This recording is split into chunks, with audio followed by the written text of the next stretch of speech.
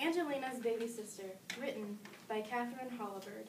And the theme of this story is that no matter how much you think you don't matter, you actually do. Angelina was so excited. Very soon, there was to be a new baby in the family. Angelina couldn't wait to be a big sister, and it was hard to think about anything else, even when Miss Lily gave Angelina a beautiful china statue as a prize at ballet school. Perhaps you could make up a dance to welcome the baby, suggested Miss Lily when Angelina thanked her. Angelina raced home to show her mother the lovely prize. Angelina ran so fast that she almost bumped into Dr. Tuttle as he was leaving.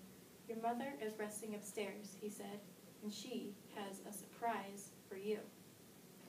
Angelina leapt up the stairs and into the bedroom, and there were her parents, gazing lovingly at a newborn baby.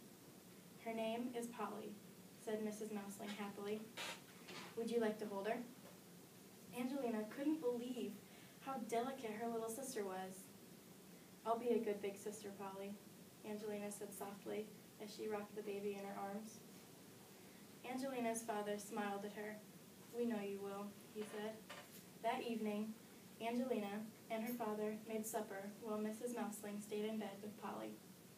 "Don't worry, pretty soon your mother will be up and around again," he said. "But for now, we have to take good care of her."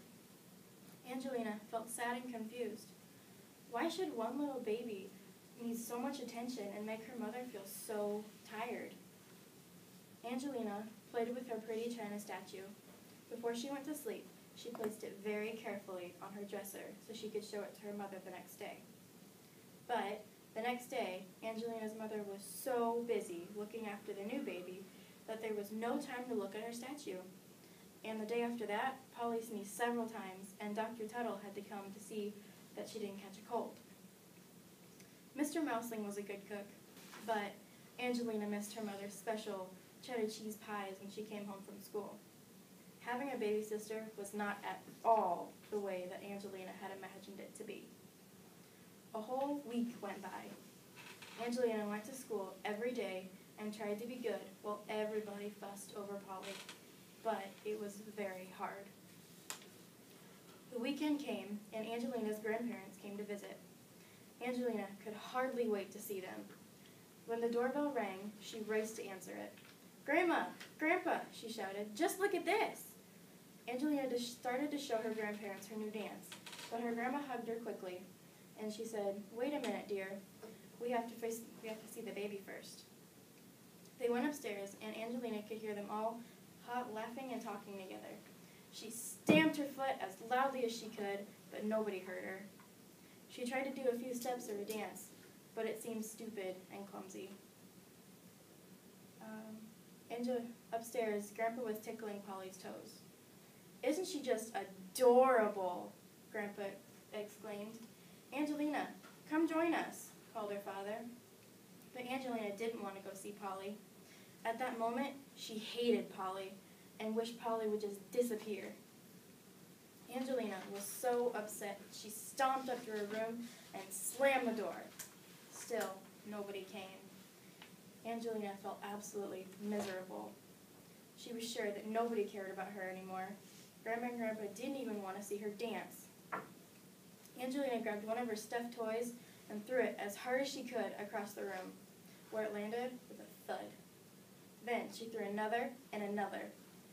Angelina threw all of her stuffed toys across the room and her dolls. Then she grabbed all of her papers and crayons. She jumped up and down on the bed, and she gave her dresser a terrific kick.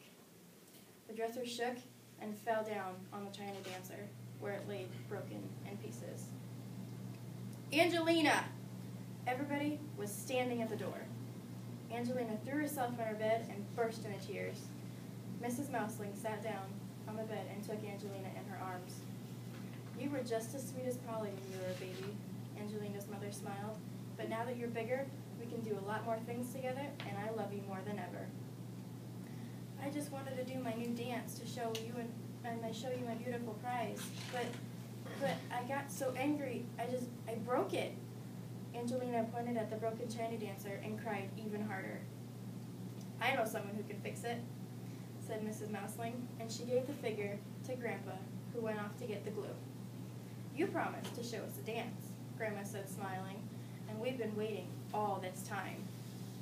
Slowly, Angelina began to feel better. I guess it's not so easy to get used to being a big sister, she said, wiping her tears away. Grandma and Grandpa helped Angelina pick up her toys, and they all went downstairs for tea. Mrs. Mouseling had baked Angelina's favorite cheddar pies. I wanted to surprise you, she said. Then Mr. Mouseling played his fiddle, and Angelina did her special dance to welcome her baby sister while Polly giggled with delight. That night, Angelina showed Polly her favorite book and helped put her to bed. You know, she whispered, when you get bigger, I'm going to teach you to dance too. Oh my gosh. What if she doesn't